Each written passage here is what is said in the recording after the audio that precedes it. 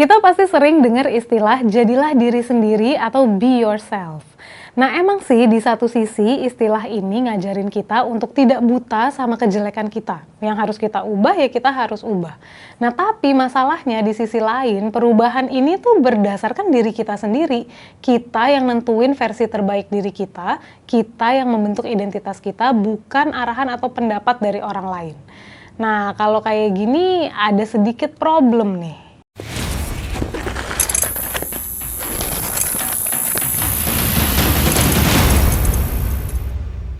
Problemnya adalah karena masing-masing orang merasa berhak nentuin versi terbaik diri mereka sendiri, jadinya ya nggak ada standar yang jelas kan? Padahal kita butuh standar yang jelas supaya tidak terjadi chaos. Kayak misalnya lampu merah deh ya, ini kan suatu standar yang sangat jelas. Kita bisa terima nggak kalau misalnya lagi lampu hijau nih kita jalan, terus tiba-tiba dari sebelah sana yang harusnya merah berhenti, tapi dia malah jalan nabrak kita.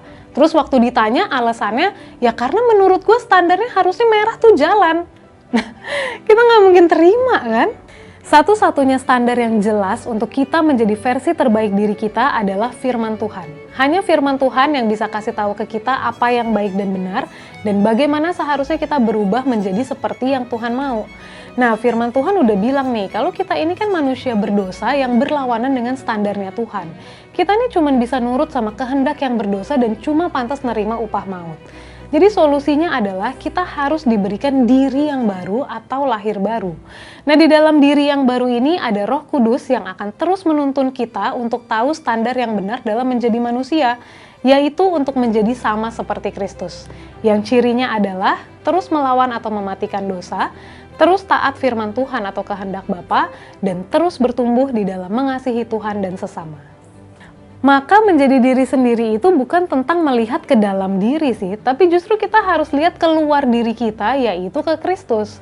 Jadi mungkin istilah yang lebih biblical tuh bukan jadilah diri sendiri kali ya, tapi jadilah diri yang serupa dengan Kristus, karena inilah standar yang benar, dan inilah standar yang harus kita kejar sampai akhir hidup kita.